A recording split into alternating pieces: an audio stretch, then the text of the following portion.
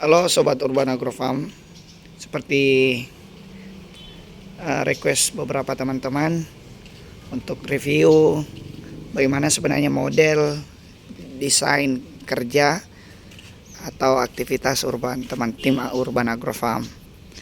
Jadi saya akan coba mereview gimana sebenarnya model instalasi pengelolaan limbah organik dengan teknologi biokonversi maggot BSF. Mungkin mulai dari pengolahan limbah sebagai sumber pakan utama. Jadi kita menggunakan limbah organik dari sampah pasar dan sampah rumahan yang kita ambil setiap harinya.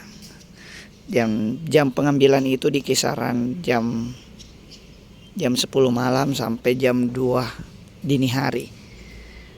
Mulainya dari armada pengangkut kita ini ada pick up dan setiap harinya mengambil sampah sekitar 2 sampai 4 ton per hari. Nah, jadi sebanyak ini sampah yang diambil per hari. Sampah yang datang kemudian dihaluskan atau dicacah. Setelah dicacah untuk mengurangi bau sampah, kemudian difermentasi. Fungsi fermentasi ini banyak kawan-kawan. Selain mengurangi bau karena dia dalam media yang tertutup, karena kita di tengah-tengah kota yang tidak pencemaran bau akan sangat berdampak ke lingkungan sekitar. Jadi kita fermentasi, selain mengurangi bau itu fungsinya untuk mendekomposisi atau menyederhanakan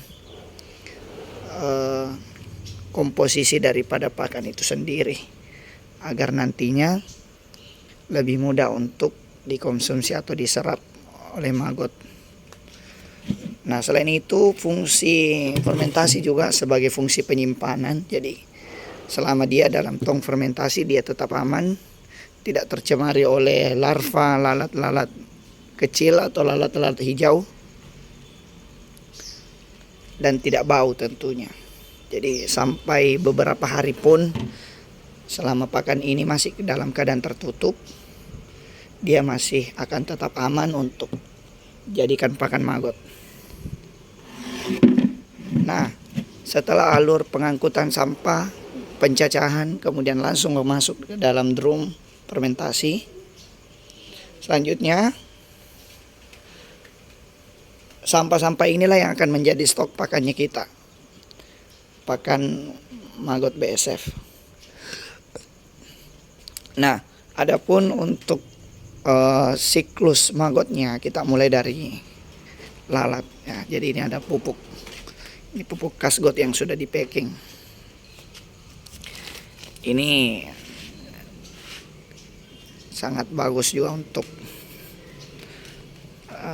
pupuk tanaman.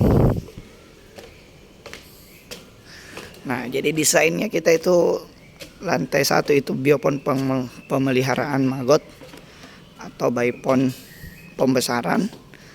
Di atas itu ada kandang lalat. Jadi kandang lalatnya kita itu ukurannya 4,5 kali 8 meter dan ada 2 kandang yang kita gunakan. Nah, setiap harinya disuplai prepupa sekitar 40 sampai 60 kg.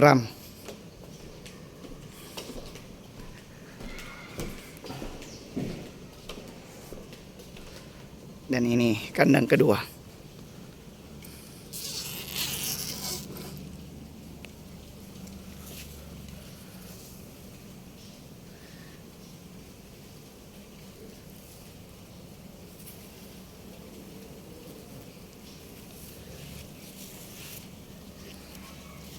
Cuman kendalanya masih suhu di lantai 2 ini masih sangat panas.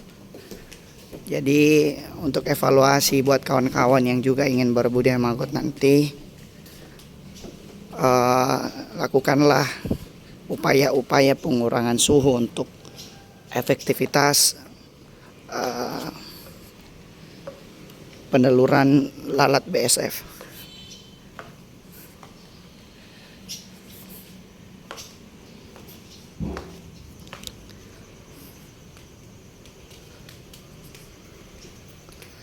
Setelah lalat-lalat bertelur, selanjutnya akan dipanen atau digerus di meja penggerusan. Jadi di sini ada meja penggerusan. Nanti setelah egis-egis itu ditukar, kemudian digerus telurnya, dan langsung setelah digerus ditimbang untuk segera ditetaskan. Jadi pemanenan telur juga dilakukan setiap hari. Memang ada bagian tersendiri untuk melakukan pemanenan telur.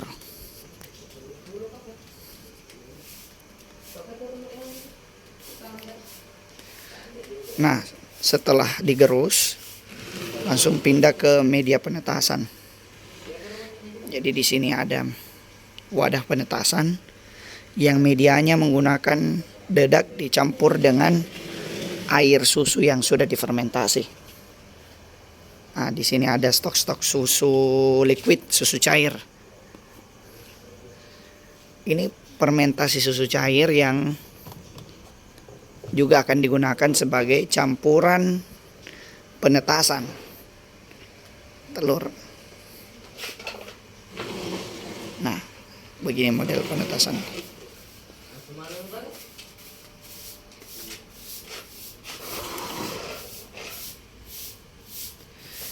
Jadi agar telur tetap dalam keadaan kering, tidak lembab, tidak basah oleh media, kita gunakan ayakan sebagai kerangkeng atau panggung untuk maggot, agar maggotnya tidak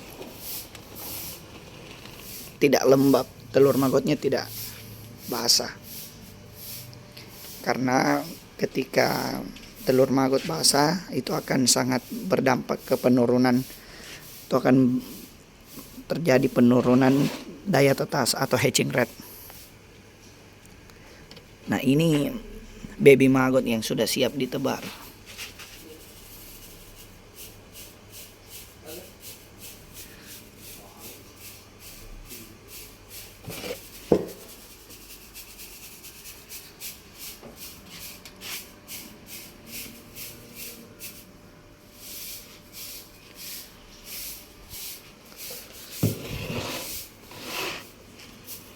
Setelah telur menetas di sini selama 7 hari kurang lebih, langsung dipindahkan ke wadah pembesaran atau biopon pembesaran. Biopon pembesaran ini ada total 30 biopon yang masing-masing dengan luas sekitar 1 kali 10 meter.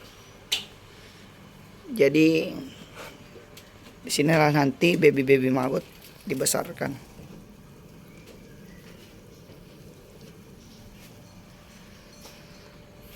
Ada 3 lantai. Lantai pertama, kedua, dan ketiga. Lantai 2 dan lantai 3 ini juga biasa teman-teman ketika ada kunjungan pasti tanyakan kenapa ada yang dibuat miring seperti ini satu sisinya. Jadi ini namanya biopon migrasi. Jadi peruntukannya memang untuk memigrasikan prepupa. Fungsinya sedikit berbeda dengan biopon ini. Biopon yang ini karena biopon yang ini khusus untuk produksi. Jadi setelah dia ukurannya cukup untuk dipanen, dia akan segera dipanen total. Berbeda fungsinya dengan ini biopon migrasi. Biopon migrasi memang fungsinya untuk memigrasikan yang hitam atau prepupa. Jadi ketika dia sudah menghitam, dia akan menghindari makanan dan cari tempat yang lebih kering. Makanya dibuat agar dia mudah untuk menyeberang ke tempat yang kering. Selokan ini dibuatlah kemiringan tertentu sebagai pemisah, karena kan repot ketika kita yang memisahkan satu-satu prepupanya. Makanya dibuatlah biopon seperti ini. Nah, jadi setelah dia di pembesaran, lanjut ke biopon prepupa. Jadi pada biopon prepupa ini, total biopon prepupa itu 30% dari total biopon keseluruhan. Jadi asumsinya bahwa selalu dalam setiap siklus itu kita alokasikan 30% untuk menjadi stok siklus selanjutnya. Jadi perputarannya selalu seperti itu. Nah, inilah nanti yang kita panen. Prepupa inilah yang menjadi cikal bakal nanti, cikal bakal lalat. Setelah dia jadi prepupa, dia akan jadi pupa, dan ketika jadi pupa dia siap untuk dimasukkan ke dalam kandang untuk dia menetas jadi lalat. Jadi setelah menetas jadi lalat, dia bertelur kembali, bertelur dan ditetaskan kembali, dan begitu seterusnya. Nah, tim Urban Agrofarm harus selalu pakai pakaian yang safety dalam pemberian pakan, dalam pemanenan maupun penebaran. Pakai handscoon, pakai masker sebagai salah satu SOP yang kami terapkan.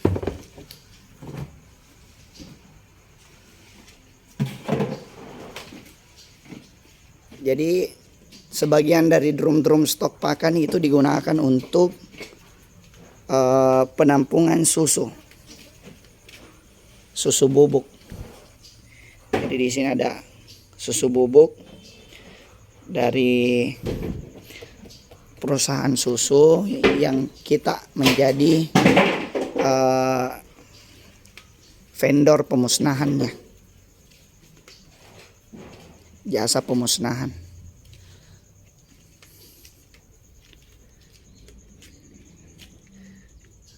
Dan inilah maggot ketika ini sudah masuk ukuran panen, sekitar 1-2 hari kemudian dia sudah bisa dipanen.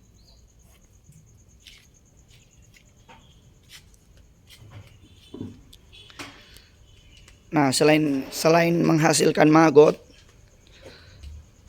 di Urban Agrofarm juga menghasilkan pupuk organik, atau biasa teman-teman maggot, komunitas maggot sebut kasgot. Nah, kasgot itu sebenarnya dari media pemeliharaan maggot. Jadi ketika maggot dipanen, itu akan diayak, dipisahkan antara maggot dengan medianya. Dan media itulah yang nantinya akan menjadi pupuk yang sangat baik untuk tanaman, karena katanya kandungan N-nya sangat tinggi. Nah, ini. Jadi ketika dipisah medianya, nanti medianya akan menjadi pupuk. Itulah yang kami kumpul, yang kami simpan untuk nantinya dijual sebagai pupuk komersil ketika sudah dilakukan fermentasi tambahan. Ya, ada stok-stok kasgot berkarung-karung, ini juga dalam bentuk kemasan. Nah, ini beberapa jenis tanaman yang kita uji. Baru saja kita pembibitan.